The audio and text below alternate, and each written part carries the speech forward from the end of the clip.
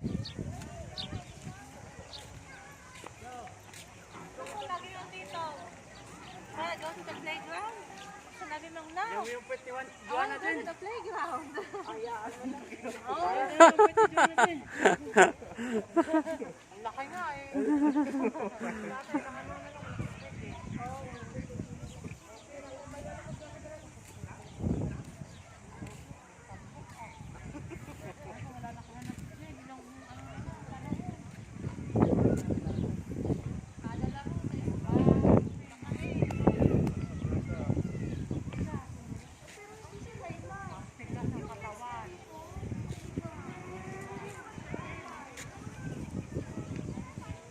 Grabe, ang ganda ng lake, oh.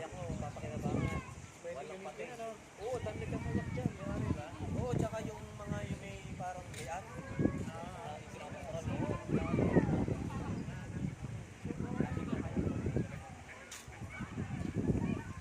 Andito kami sa Lake Rotorua, Hamilton. First time ko na napuntahan to, kahit matagal na ako nakakarating na napupuntahan itong ilang beses na ako napunta rito sa Hamilton. Pero ngayon ko lang to napuntahan. By the way, pinuntahan namin dito pinasyalan namin yung aming mga kaibigan na dati namin kasamahan sa lugar ng Pangaray. Family friend namin sila. So dalawang family kami pumunta rito kasi nag-off-taking kami ng dual citizen kanina. Sayang hindi ko rin na video, pero meron kami mga pictures, pero yun lang. So ito yung isa sa mga gandang lugar dito sa Hamilton. May playground, tapos kita mo yung bata, oh. Yan. So talagang paano talaga para sa mga family itong lugar na to. So yan, ganda yung lugar, di ba? Isa to sa mga talagang masasabi mong dito sa New Zealand ay pina-priority ng government yung mga ganitong playground, kasi mahilig silang mamasyal kasama ang kanilang mga family, kanilang mga anak. Yan, so hanggang dun yan. So lakarin natin.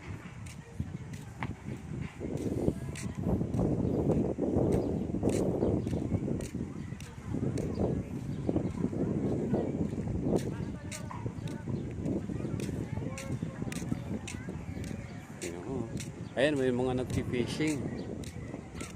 Tapos pwede pala magkayak dito, sabi nung kaibigan natin.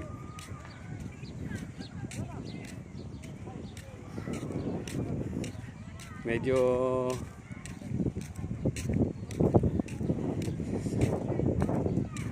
6:30 na ng gabi, pero ang liwanag pa.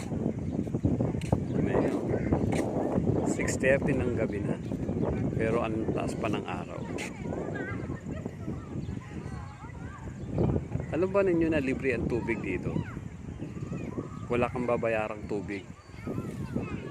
At ang bahay na renta rito kumpara doon sa Pangaray, sa tinitirhan namin, ay medyo mas mura dito. At maraming trabaho dito. Lalo na mga skilled worker. Ang daming trabaho dito. Grabe. Ayun, kita mo yung mga bata. Masasaya sila sa ginagawa nila kasi weekend dito, Saturday ngayon eh, kaya ang time to family bonding. Yan, ganda, no?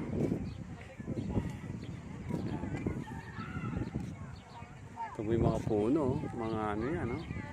Taas, oh. Bakit tayo sa taas? Naghihintay sila doon sa yun, nakaupo sila lahat, oh.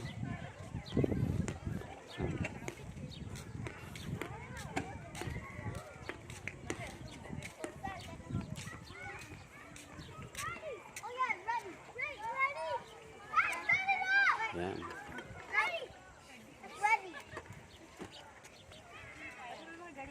Can I open it or not? Open it. Open it. Open it.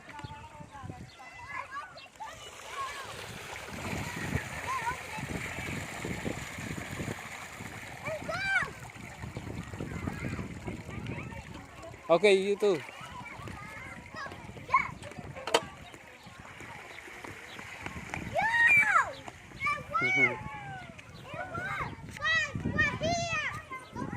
Tingnan mo, mga mga laro ng mga bata, oh. Oo, tingnan mo, hanggang dito sa taas. Grabe, ganda. Tingnan mo.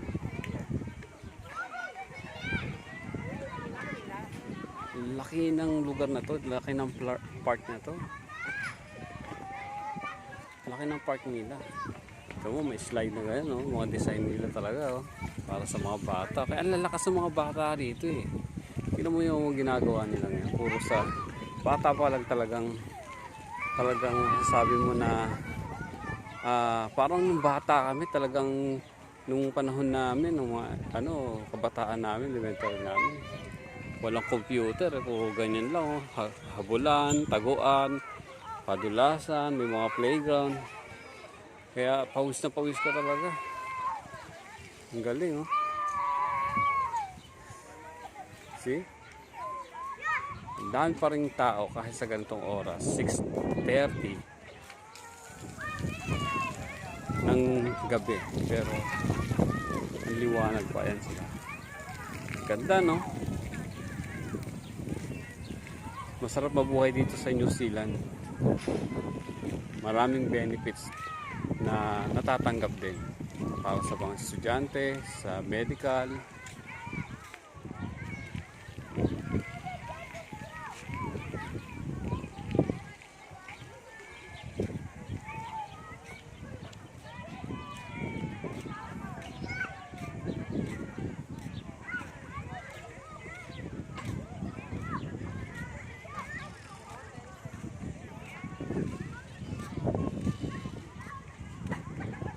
Hindi naman yun, oh. Kahit hindi lang bata na nag-i-enjoy, pati yung malalaki na. Oh.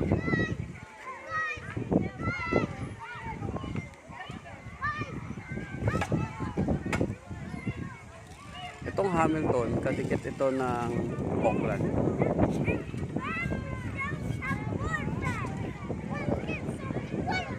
From Auckland is 1.5 travel from Auckland.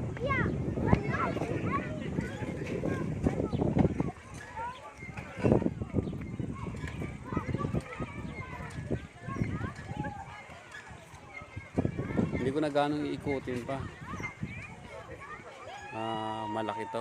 Baka medyo hinihintay na ako ng kasama ko. So,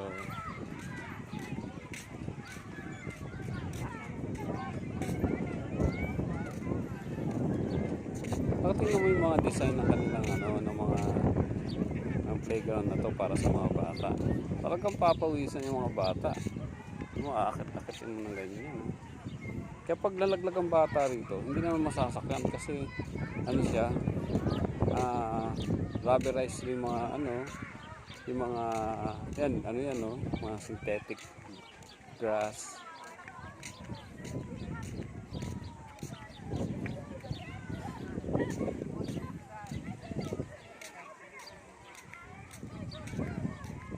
Punta na ako doon.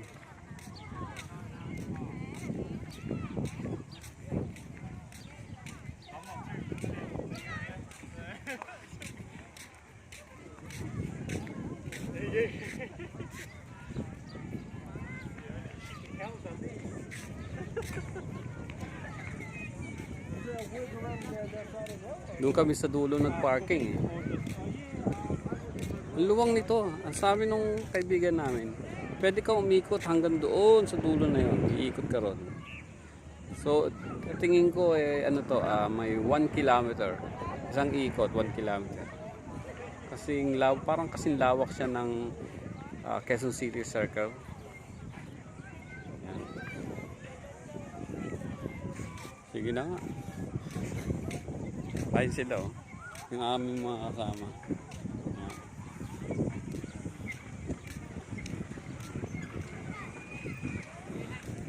Yan. Hi vlog! Welcome to my channel. Yan yung mga kaibigan namin. Kaibigan Yan. Yan. Welcome back to my Ah. channel. Yan.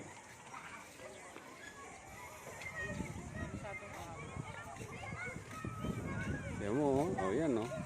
Yung mga Pilipino, takot na takot sa araw. Sila, hindi. Yan, oh.